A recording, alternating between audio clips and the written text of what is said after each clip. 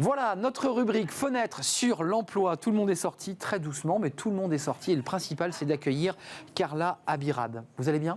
Très bien, et vous ? Alors, je disais que j'étais out, évidemment, parce que vous êtes la cofondatrice, vous êtes deux à avoir créé Vocation. On dit Vocation ? On dit Vocation. On ne dit même pas l'américain. On préfère en français. Votre histoire est intéressante, il faut nous la raconter. Vous allez nous raconter ce qu'est ce média social qui n'est pas que de l'Instagram. 9000 personnes vous suivent, 9000 abonnés, c'est ça ? Sur les réseaux sociaux, c'est ça. Oui. C'est un très très bon chiffre. Vous êtes jeune, le média social se destine aux jeunes de 20 à 30 ans. C'est la raison pour laquelle, vous l'avez compris, j'étais évidemment out. Ça va sans dire. Votre histoire est intéressante. Deux copines qui font HEC. C'est ça. Et puis qui quoi vous êtes dit quoi ? Parce que HEC, ça destine à des postes dans l'entreprise, corporate, dans la banque, dans la finance.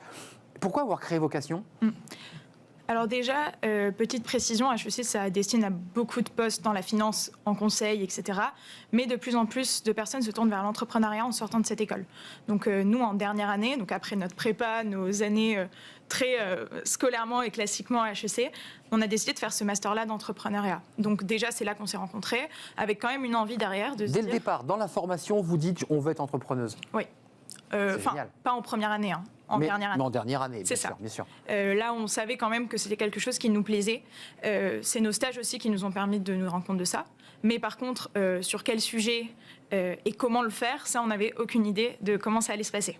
Vocation, ça naît comment ? Ça naît, j'imagine, de discussion, d'un travail que vous menez dans cette espèce de relation d'amitié et de partenariat. Comment ça naît ? C'est quoi l'idée ? Tout d'abord, en fait, ça naît d'une rencontre. Je pense que si j'avais pas rencontré Jasmine, du coup, qui est mon associée, Vocation n'existerait pas. Donc c'est ça la première pierre à l'édifice, on va dire.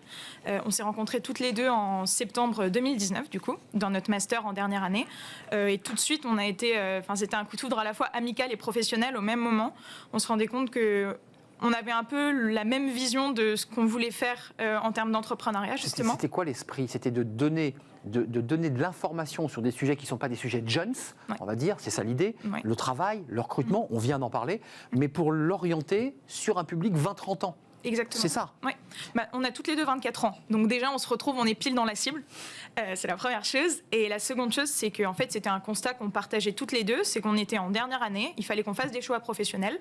Il fallait qu'on fasse nos premiers choix dans la vie active, premiers choix de job, etc. C'est pas rien. Voilà. C'est un choix qui est stressant. C'est un choix qui est compliqué. Et c'est un choix qui est obscur, parce que quand on est en dernière année, peu importe l'école, peu importe la formation, c'est vrai. Le monde professionnel, c'est un monde qui est ésotérique, c'est un monde qui est obscur, qu'on comprend pas. Et c'est le monde des vieux, quoi. C'est le monde des grands. Oui, c'est un monde, en fait, à part nos stages, on a peu d'entrée dans ce monde-là, et il y a des codes très précis qu'on comprend pas. Donc nous, en fait, notre but, c'était de nous dire, on va commencer à aller comprendre ce qui se passe là-dedans en interrogeant des professionnels. Et justement, on parlait d'un sujet, les réseaux sociaux. Ce qui est bizarre, c'est que quand on regarde les questions d'orientation et les questions de travail sont très peu abordées sur les réseaux sociaux. C'est vrai. Et on ne comprenait pas pourquoi il fallait à chaque fois avoir LinkedIn pour le pro et Instagram pour le perso, la mode, etc. Oui, parce que ce qui est intéressant, et c'est pour ça que vous êtes suivi aussi par cette communauté, c'est que vous mettez du professionnel, de la technique. C'est fun, il faut préciser que c'est pas gnangnan. Ça reste aussi quand même très, très, très sympa. Mais des sujets qui ne sont pas traités sur Insta et que vous faites rentrer dans Insta. C'est ça. Parce que Insta, c'est la vie quotidienne. Insta, c'est un média que les étudiants, les jeunes diplômés utilisent quotidiennement. Quand je dis collaboratif, il y a Insta. Il ne faut pas oublier que vous avez aussi une newsletter, parce qu'il y a quand même du contenu informatif. Ça, c'est important. Il faut quand même travailler sur le contenu. Et c'est collaboratif. C'est ça. Qu'est-ce qu'on vous renvoie ? Qu'est-ce que la communauté vous dit ? Parce que dans votre communiqué de presse, il est dit que c'est la communauté qui vous pousse à aller encore plus loin. Mais pourquoi vous allez plus loin ? Et sur quel sujet vous allez plus loin ? Alors, quand on a créé Vocation, à la base, comme je vous le disais, le but, c'était de dire on va décrypter l'obscurité de ce monde professionnel. Donc, on a commencé en faisant des podcasts, en allant interviewer des professionnels sur qu'est-ce que c'est ton métier, comment tu vis le monde de l'entreprise, quel est ton retour d'expérience. Et petit à petit, en faisant ça, on a quand même questionné notre communauté sur Instagram en lui disant qu'est-ce que vous pensez de ces podcasts ? Qu'est-ce que vous aimeriez voir ? Et on a compris que au-delà du sujet de l'information et de ramener de l'information, il y avait aussi d'autres sujets que notre communauté voulait qu'on couvre. Et c'est ça, en fait, qui nous a permis d'orienter le contenu qu'on créait. Et d'au lieu de faire que du contenu informatif, aussi faire du contenu beaucoup plus inspirationnel, aller vraiment questionner la façon dont on travaille, présenter des nouvelles façons de travailler, plus parler du freelancing, de la voie d'indépendant, et ne pas se cantonner au CDI, au parcours assez classique qu'on avait l'habitude de présenter. À la fiche métier en image. Vous allez beaucoup plus loin, évidemment. Quand on a 24 ans et qu'on crée son entreprise, qu'on est entrepreneuse, avec Jasmine, il ne faut pas l'oublier. Oui. C'est quoi l'avenir là? Parce que ça y est, vous êtes sorti, vous êtes rentré dans l'obscurité. Oui. C'est plus clair maintenant pour vous? On est rentré dans l'obscurité, mais c'est nous qui avons créé, on va dire. Et vous avez allumé des bougies, quoi. C'est ça, parce que c'est nous qui avons créé notre propre voie. Ouais. Euh, Ça, c'est valorisant? c'est hyper valorisant. C'est ce qui nous permet de parler de ce que nous-mêmes on a créé, d'être invité par exemple ici aujourd'hui. Je pense que quand on est dans un parcours plus classique de CDI, il y a moins intérêt, on va dire. Les objectifs, c'est quoi avant de nous quitter, Carla? Oui. Jasmine qui doit vous regarder, j'imagine. Oui. C'est quoi les objectifs à terme? C'est de faire grossir, c'est de trouver un budget. Il faut quand même en vivre. Vous en vivez de vocation? Alors, on gagne de l'argent grâce à certaines entreprises qui nous inspirent et avec lesquelles on travaille. En revanche, aujourd'hui, on a décidé de réinvestir tout l'argent qu'on gagne sur vocation dans vocation. Et on travaille à côté, on fait un peu de freelance, ce qui nous permet de vivre nous. D'ailleurs, c'est quelque chose juste que je veux préciser pour les étudiants qui veulent entreprendre.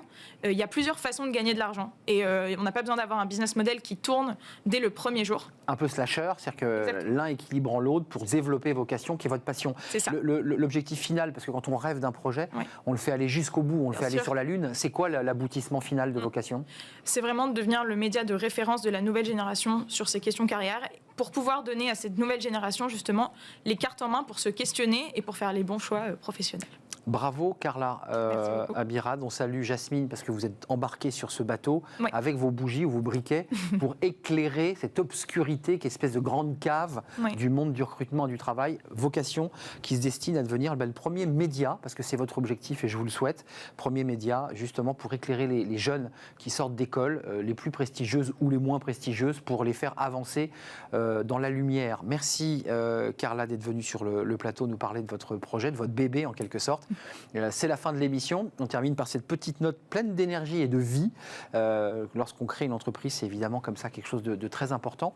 Je remercie évidemment toute l'équipe, notre réalisateur Fanny Griesmer, que je n'oublie pas, bien sûr Pauline Gratel, Valentin Accueil Invité. Je remercie Héloïse Merlin au son, et je vous remercie vous qui nous regardez et qui êtes fidèles à notre émission. C'est un plaisir chaque jour. Je serai là évidemment demain. Portez-vous bien. Bye bye.